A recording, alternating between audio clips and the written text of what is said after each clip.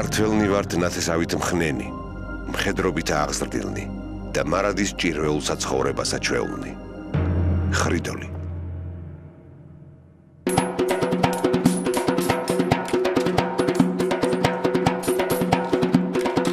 ხრიდოლი ისევე როგორც ხრიდონი, ხრიდული, ხრიკული, ნაწარმოებია სიტყვა ხრიკისაგან. იგი ძველ საქართველოში მეომრის მხედრული ოსტატობის აღნიშნულ სიტყვას წარმოადგენდა. გარდა ამისა, ხრიდოლი ძველად გამოიყენებოდა დუელის ერთ-ერთი წესის სახელწოდებად. როცა გამომწვევი თავს იყენებდა დაჩაგრულ მდგომარეობაში და ცალი ხელით ებრძოდა ორი ხელით მოქმედ მეტოქეს.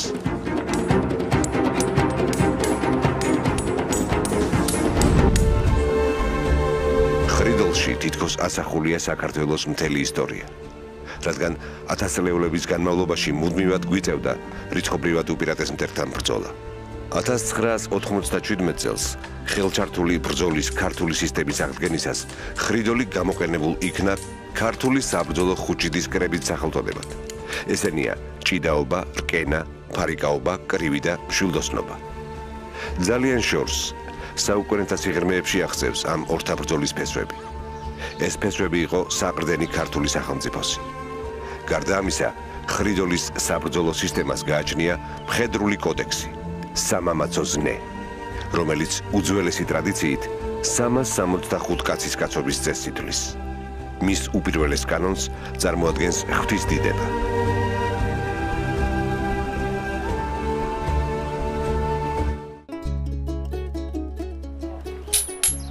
მეორე წესი მხედარს ავალებდა ნებისმიერი განსაცდელის დროს მშვიდად ებრძოლა.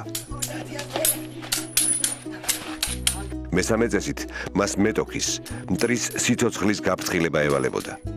ნამდვილ მხედარს უფლება ჰქონდა გაეფუჭებინა მტერი და მოშუღლე, მაგრამ უნდა დაენდო და არ მოეკლა. შემდეგი წესების თანახმად ვენახში ან სახნავში მყოფ ქართველს არ ჰქონდა დაღლის უფლება, არ უნდა დაქანცულიყო, რადგან ხშირად გატანილი კვალის ბოლოს მტერი ელოდა. გზად მიმავალი ქართველი მარჯვენა ხელში არ დაიჭერდა ტვირთს. საომრად უნდა ყოფილიყო მარჯვენა დასვენებული. სკამზე მჯდომ მამაკაც ფეხის ფეხზე გადადების ან უკან გადაწოლის უფლება არ ჰქონდა, რადგან წამის მეათეც ჰქონდა მნიშვნელობა. ძილის წინ ყველა მამაკაცი ორ წყვილ ქალამანს და 3 დღის საგზალს ჩაალაგებდა. შუაღამისას ქუდზე კაცად დაძახებისას დრო რომ არ დაეკარგა სამზადისში. ქართველთა მხედრული კოდექსი ვაჟს უკრძალავდა ეთქვა მეშინია, ტკივა, დავიღალე, ვერ შევძლებ და ასე შემდეგ. აღზრდა იწყებოდა 5 წლის ასაკიდან და 2 ძირითადი ეტაპისაგან შედგებოდა. 5-დან 12 წლამდე და 12-დან 15 წლამდე. ამ ხნის განმავლობაში ვაჟს უნდა შეესწავლა ყველა მხედრული ზნე. პირველ ეტაპზე პატარა ქართველი ხის საჩვევი იარაღით იწვრთნებოდა. 12 წლისას უკვე ხანჯალს დაჰკიდებდნენ და ამით ის მამულისა და ოჯახის მცველის წოდებას იღებდა. მას უკვე შეეძლო სოფელზე ან ქალაქზე თავდასხმის შემთხვევაში მონაწილეობა მიიღო მტრის მოგერიებაში, მაგრამ სალაშქროდ ჯერ კიდევ ვერ წავიდოდა. 12 წლიდან ნამდვილი იარაღით ბრძოლას აჩვევდნენ და 3 წლიანი წვრთნის გავლის შემდეგ 14-15 წლის ასაკში უკვე დავაშკაცებულს მამისეულ ხმალს დაჰკიდებდნენ. ნიშნად იმისა, რომ ჩამოყალიბებული მებრძოლი იყო. მას უკვე ეკუთვნოდა სალაშქროდ წასვლა.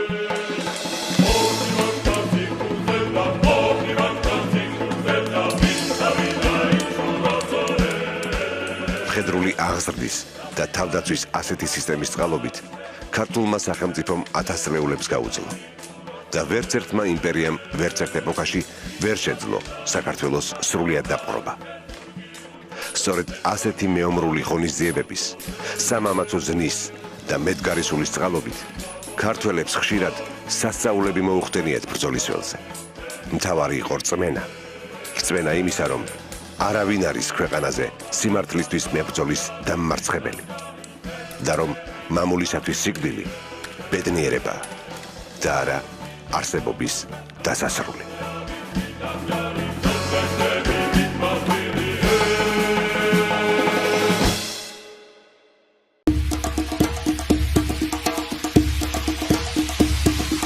საფად გავწელდა მთიულეს თანაბარები მეფისა გაუტეხარნო მთიულნო შვილნოვით არცა მეხისა გაუტე ხარნო მთიულნო შვილნო ვითარცა მეხისა ადამი ბუქეს ქალაქი ვესკელა დაბრიღონესა ურჯულნო თარეშ სიწყებენ გულები დაღონესა ურჯულნო თარეშ სიწყებენ გულები დაღონესა რამაისმინეს თიუდა ერეკლეს დანაბარები ჩაიწეს ჩაჭვის პერანგი აკრიფეს შუბი ფარები ჩაიწეს ჩაჭვის პერანგი აკრიფეს შუბი ფარები რომისის კართან შაგროვდნენ შესთხავენ ხატებს შველასა დაგოლოცავდი დოლომისა და შაგავეწია ყველასა დაგოლოცავდი დოლომისა და შაგავეწია ყველასა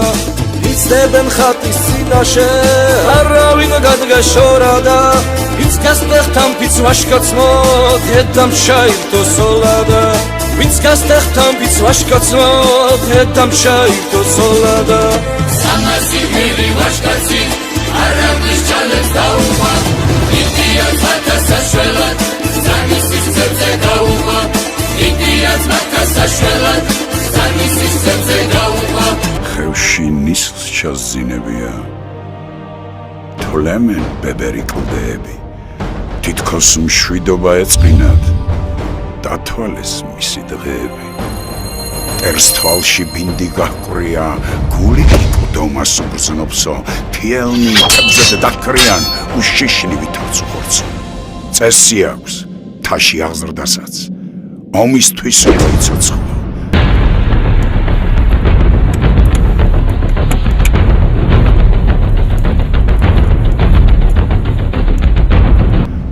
სალხენად არ დაგსვას, არ უნდა შადრკე, დახოცო. ასე გეტყვია ყოველი თილთა სიბრძნის პაპითა, არ წიმნო, გლიჯეთ წერები, სიმძნით, სიმართლით, ძალითა.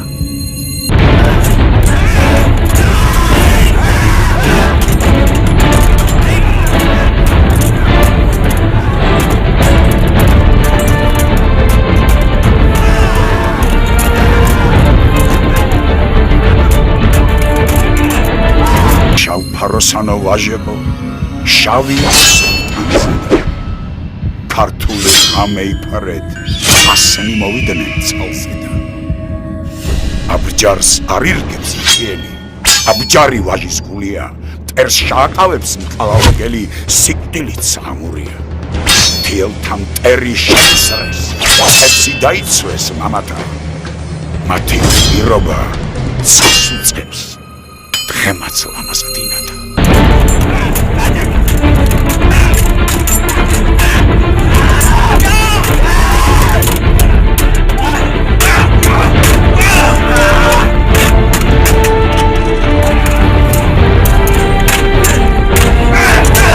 სადმი ხალ მოხუცი მეფე ნუ თუ დავკარგე ღონია თიულნი ჩამა მივიდნენ ახლა იწყება ომია მათ გვერდით თუ არ ვიბრძოლეთ ეგრე ვის გაუგონია ცხენი მოვარდა ხადაში შუბით ფერჩია დაჭრილი სისხლი აქვს მოსართავებზე უნაგი აჭრილი ჩაჭრილი სამასი ვაჟის დედაი სამაშვილსელის კარადა სამასი ვაჟის სამშობლოს შემამტრევი ყოფარადა სამასი ვაჟის სამშობლოს შემამტრევი ყოფარადა Zeslo parvi okedomas, silები ციხლადიოდა, იხუტებს ნაშას თიული, უსის ხიჩამას დიოდა.